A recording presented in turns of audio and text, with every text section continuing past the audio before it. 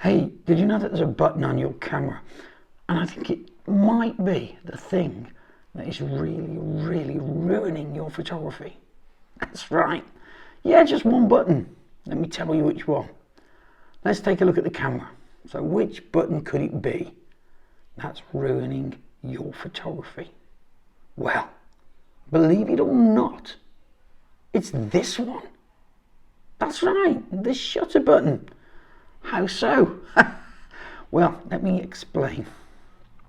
A lot of people, I've noticed, when they take pictures, sound like this. And therein lies the problem.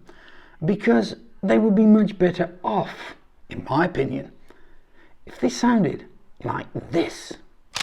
Yeah, single. Turn your shutter button onto single. Every time you press the shutter button, it takes one picture. But why? Camera manufacturers are making cameras that take loads of pictures every second. That's why we spend all the money, because we need loads of pictures per second.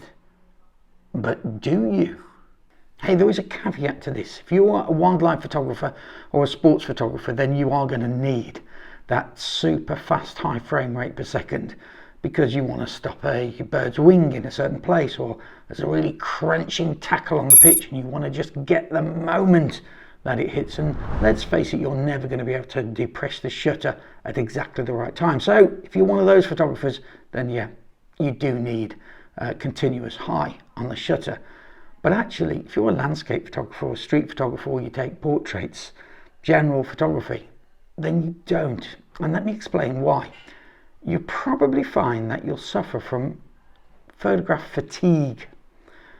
You know, when you come in from taking a picture, you've had your camera on a tripod for an exquisite landscape picture, and you put your card into the machine, or you plug your camera into the computer, and then you're faced with this.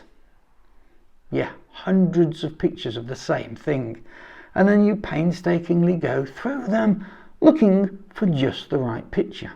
Is that leaf moved? Perhaps there's a bird in that tree that's a third of an inch further across the branch. Maybe that cloud is in a slightly different position. Look, you're time wasting. It's the same picture over and over again. And what happens is you fill the card up with this same picture. And let's say you want to get 3 images from a shoot. It will take you hours to go through the same picture over and over again. So how could you use that time better? Well, I'll tell you, in my opinion, you would be much better advised to use your time when you take the picture. Not looking through hundreds and hundreds of images that all look the same. Actually, spend your time looking through the viewfinder, looking at the image. Would it be better if you moved a foot to the left? What about if you change the angle slightly, the magnification slightly? What about if I do a couple of pictures at different exposures? You know, you start experimenting, you start working around the subject, and all those pictures then, when you get actually in front of the computer later, are slightly different. And you work at the picture. When you're out on location, you know, would it be better at a low angle? Would that reflection look different? You know, can I change the lighting? What about the color space that I'm working in? Experiment and change things. Don't take 100 pictures of the same thing. It's pointless. All you're doing is getting fatigued later when you're looking at the pictures. You know, it slows you down taking pictures one picture at a time, and that's not a bad thing sometimes. Hey, I hope that's given you some food for thought, and I hope it's going to help you to take some better pictures. If you did like that, please consider giving me a like. It really helps the channel. And thinking about taking better pictures when you're actually out on location, composition is a really big key factor, isn't it? And recently I was thinking a lot about composition and about who got it right. And actually, one of the things I realized, if you look at great photographers, you can see some fantastic composition. But if you look at the great painters, you see great composition, but you also see fantastic storytelling.